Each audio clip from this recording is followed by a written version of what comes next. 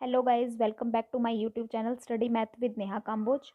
तो आज के इस चैप्टर में हम प्रोबेबिलिटी के जो क्वेश्चंस रह गए थे उन्हीं को कंटिन्यू करेंगे। क्लास 10 की प्रोबेबिलिटी हम कर रहे थे, 19 तक कुछ क्वेश्चन हमने कर लिए हैं, तो आज हम 20 से स्टार्ट करेंगे। ठीक है, देखो 20 क्वेश्चन क्या कहता है। देखो 20 क्वेश्चन कहता है suppose you drop a die at random on the rectangle region. ठीक है, तुम एक ये रीजन दिया हुआ है हमें जिसमें एक रेक्टेंगल बना हुआ है जिसकी लेंथ और ब्रेथ 3 मीटर और 2 मीटर गिवन है।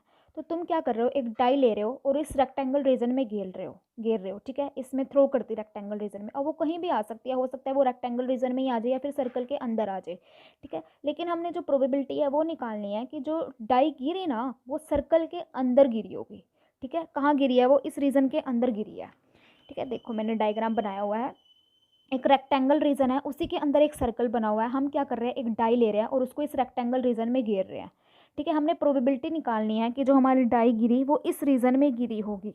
अब टोटल तो क्या है, जो टोटल नंबर बनेगा यहाँ पे वो रेक्टेंगल का एरिया बनेगा ना, क्योंकि रेक्टेंगल के अंदर ही सर्कल है, तो टोटल यानी कि जो रेक्टेंगल का एरिया है वो तो आ जाएगा नीचे, और गिरी कहाँ है, कहाँ की प्रोबेबिलिटी निकालने की, वो सर्कल रीजन में गिरी होगी, तो वो आ जाएगा ऊपर।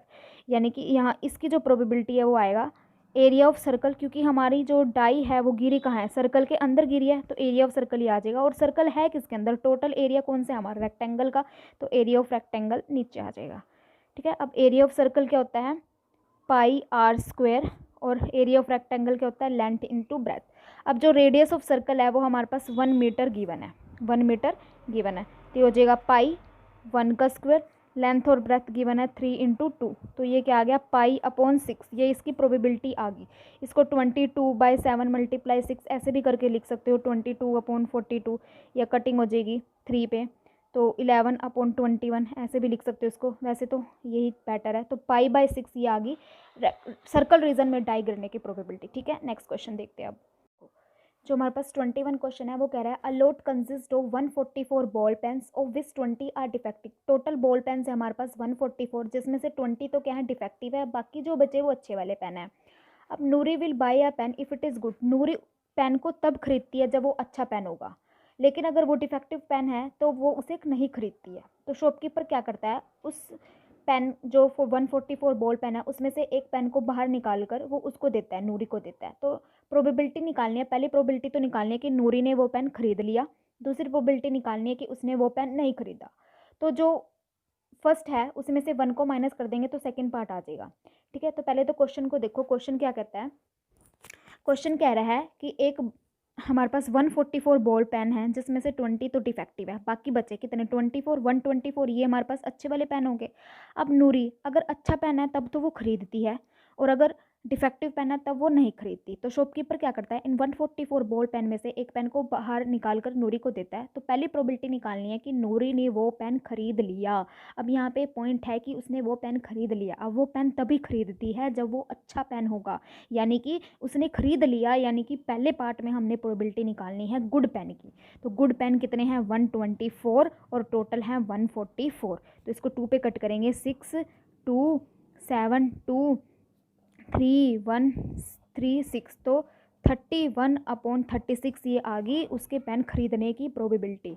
दूसरा, उसने पेन नहीं खरीदा तो इसी को ही 1 में से माइनस कर दो, मतलब इसी का ही फेलियर पार्ट पूछ लिया। तो 36 - 31/36 तो कितना आ जाएगा, 5/36 ये आ गया जब उसने पेन नहीं खरीदा मतलब वो डिफेक्टिव पेन हो गया। तो गुड पेन की तो प्रोबेबिलिटी हमने निकाली थी, डिफेक्टिव की निकालने के लिए उसी को 1 में से माइनस कर दिया, तो वो आ गई उसके ना खरीदने की प्रोबेबिलिटी। ठीक है, क्वेश्चन समझ में आया, ओके आया होगा तो लाइक कर देना।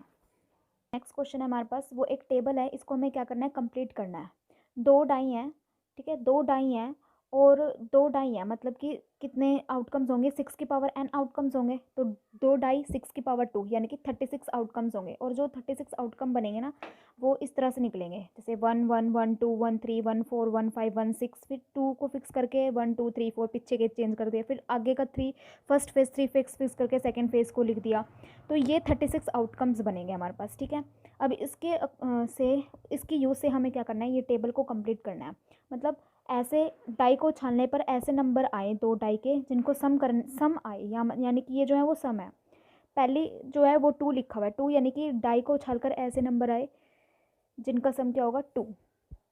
ठीक है, ऐसे कितने नंबर हैं जिनको ये देखो यहाँ पे सम करने पर 2 आए, तो ऐसा तो एक ही नंबर है ना, 1 + 1 2 होता है, बाकी सब तो 2 से सम करने पर 2 से बड़े ही आएंगे, तो 1/36 ये प्रोबेबिलिटी तो हमें इसकी गिवन है।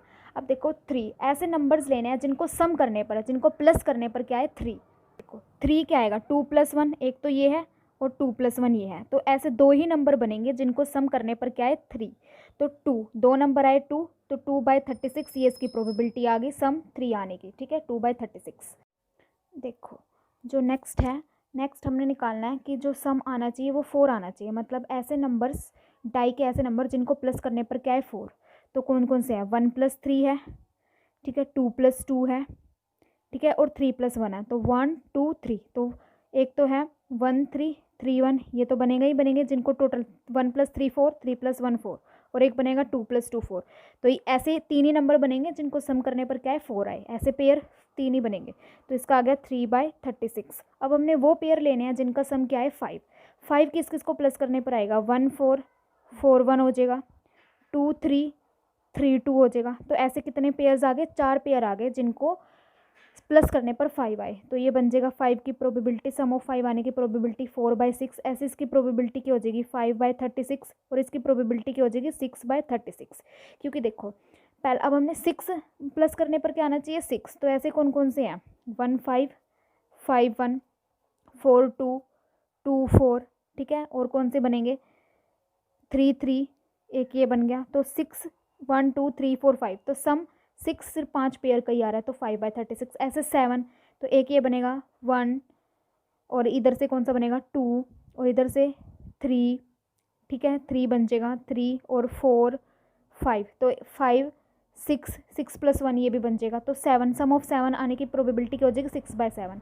अब इसके हमें प्रोबेबिलिटी गिवन है, सम बनेगा 8। अब हमने ऐसे नंबर लेने हैं ऐसे पेयर लेने हैं जिनका सम क्या हो 9, 9 किस किस का आएगा 6 3 3 6, ठीक है ये बन जाएगा 9, और किसका बनेगा 5 4 4 5, तो यही पेयर बनेंगे सम ऑफ 9, सम ऑफ 9 आने के पेयर कितने बन रहे हैं 4, तो ये बन जाएगा 4/36। ऐसे ही 10 का सम 10 ऐसे पेयर लेने हैं जिनका टोटल क्या है 10, तो ये बन जाएगा 3/36, और 11 पेयर आने का ये बन जाएगा 2/36। तो सेम प्रोसीजर से आप कर सकते हो, ठीक है। अब हम देखते हैं नेक्स्ट क्वेश्चन। नेक्स्ट क्वेश्चन क्या कह रहा है हमारे पास, जो 23 क्वेश्चन है, 23 क्वेश्चन क्या कह रहा है कि अ डाई इज़ थ्रोन ट्वाइस, एक डाई है जिसको 2 बार उछाला जाता है, तो आउटकम्स तो यही बनेंगे। 23 क्वेश्चन के आउटकम्स भी क्या बनेंगे, यही बनेंगे, क्योंकि एक डाई है उसको 2 बार ही उछाला जाता है, तो 6 की पावर n यानी कि 6 की पावर 2 36 यही आउटकम्स बनेंगे, ठीक है। अब वो कह रहा है पहली प्रोबेबिलिटी निकालनी है 5 will not come either time, किसी भी टाइम 5 नहीं आना चाहिए, मतलब ना आगे फर्स्ट फेज में ना ही 5 हो, ना ही सेकेंड फेज में 5 हो, तो 5 किस किस में आ रहा है देखो 1 2 3 4 5 6 7 8 9 10 11, ठीक है 11 ऐसे पेयर हैं जिसमें 5 आ रहा है, 11 ऐसे पेयर है जिसमें 5 आ रहा है। इस क्वेश्चन में प्रोबेबिलिटी क्या निकालनी है कि किसी भी टाइम 5 नहीं आना चाहिए, मतलब ना ही फर्स्ट फेज में 5 हो, ना ही सेकेंड फेज में 5 हो। अब इसमें देखो 5 कहाँ कहाँ आ रहा है वो देख लो पहले, जहाँ 5 आ रहा है 1 2 3 4 5 6 7 8, ये नहीं गिनोगे 5 तो यही हो गए, 6 तो यही हो गए 1 2 3 4 5 6 7 8 9 10 11, तो ऐसे 11 पेयर ऐसे हैं जिसमें 5 तो आ ही रहा है, चाहे आगे आ रहा है चाहे पीछे आ रहा है और 2 बार ही आ रहा है, तो 36 टोटल थे। 36 में 11 ऐसे हैं जिसमें 5 आ रहा है, तो 36 में से 11 माइनस करके 25 ऐसे नंबर होंगे जिसमें 5 एक भी बार ही नहीं आ रहा, तो हमें उसी की तो प्रोबेबिलिटी निकालनी है, तो 25 upon total number of outcomes कितने हैं 36, तो 25 अपॉन 36 ये उसकी प्रोबेबिलिटी आ गई जब एक भी टाइम बार 5 नहीं आएगा। सेकंड हमने निकालना है कि probability 5 will come at least once, कम से कम एक बार तो 5 आए ही आए, तो 5 5 1 हो जाएगा, 5 2 हो जाएगा, 5 3 इसी का ही उल्टा क्वेश्चन है, 5 3 5 4 5 5 5 6 और 1 5 2 5 3 5 4 5 5 5 तो लिख लिया एक बारी हमने, तो दोबारा नहीं लिखेंगे 6 5, तो ऐसे 11 नंबर हो गए 1 2 3 4 5 6 7 8 9 10 11, तो 11/36 ये वो प्रोबेबिलिटी आ गई जब कम से कम एक बारी तो 5 आएगा। एटलीस्ट का मतलब एक या एक से ज़्यादा बार 5 आएगा ही आएगा, ठीक है। और इसका क्या था, हमने अभी ऊपर सक्सेस की प्रोबेबिलिटी निकाली थी, इसका उल्टा हमने पूछ लिया, तो इसको हम 1 में से माइनस करके भी निकाल सकते थे, ठीक है। 1 में से माइनस करके भी निकाल सकते थे, ऐसे भी कर सकते हैं और ऐसे भी कर सकते हैं, ठीक है। समझ में आया। अब दो क्वेश्चन रह गए जो कि कार्ड वाले क्वेश्चन है, उसको हम नेक्स्ट वीडियो में करेंगे क्योंकि उसमें लंबी हो जाएगी, समझाना पड़ेगा उसको, ठीक है। तो ये बताना कैसे लगा, समझ आया। Thank you for watching my video. Like करो, शेयर करो, ठीक है, सब्सक्राइब करो। Thank you for watching my video. Thanks a lot.